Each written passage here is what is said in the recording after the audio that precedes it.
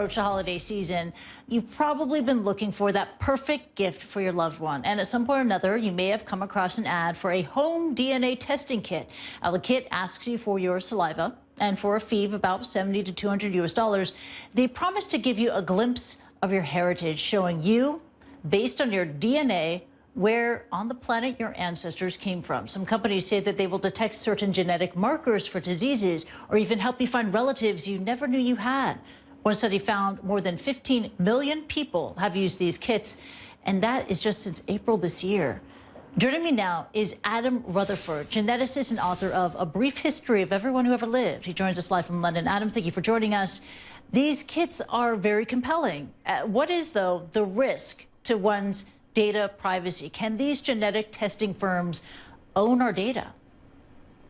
Well, they certainly do own your data, because when you pay for the kit and when you spit in the tube and send it off to the companies, what you're effectively doing, unless you opt out, is you're volunteering your genetic information, which is the richest data source that has ever existed. And it's just one of those cases where you really need to look very carefully at the fine print and understand what it is that you're giving up, because most people don't appear to care, but that data is then owned by that company. You become the product. Yeah, you can opt out, but you got to read the fine print, and not many people do that. And why are genetic testing firms doing this? Why are they in the business of collecting and selling our data? Well, like I said, your DNA, your genome, there's 3 billion letters of genetic code right there in every cell in your body. That is literally the richest data source of anything that we've ever known. And you have it, and everyone on Earth has it. And it tells the history of our species, and it tells lots about our ancestry as individuals and as communities and as countries and so on. But it also contains loads of information about disease and health and things like that. Now, in order to develop drugs and treatments for all sorts of diseases across the spectrum, having data like that from as many people as possible is very commercially viable and commercially important. So the companies that then own the data because they sold you those tests and you have paid to give them your genome, they then have the capability to use that to develop all sorts of drugs, which is a good thing. But you just got to be aware of what it is that you're giving up. Yeah, this is capitalism, so buyer beware. And this is also very, very new territory. And we know that the law and policies always have trouble keeping up with advancements in technology. So what sort of regulations or laws do you think should be in place?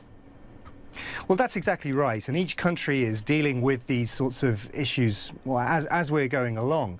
None of the companies are doing anything which is illegal. The morality of it is, well, that's up to people to decide for themselves. But it is the case that the technology is such that it is way ahead of sort of general public and consumer knowledge and understanding about what is the commercial value of your genetics. And so in that sense, I think people need to be, well, they need to be cautious. They need to be careful about trying to understand what it is that they're volunteering, and not falling for the very attractive, as you said in the beginning, telling stories about our origins. These are very powerful narratives, possibly scientifically dubious, but you need to be aware of what the data is actually capable of delivering. Yeah, awareness is necessary, as you point out.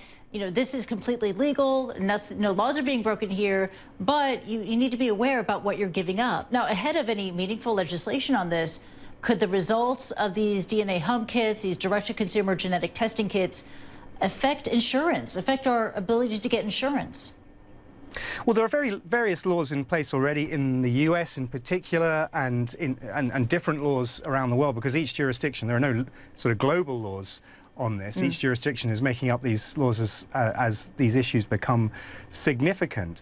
At present, in most countries in the world, it is not legal for companies to redistribute that information, personalized information. Almost all of your genetic information will be anonymized when you buy these ancestry kits.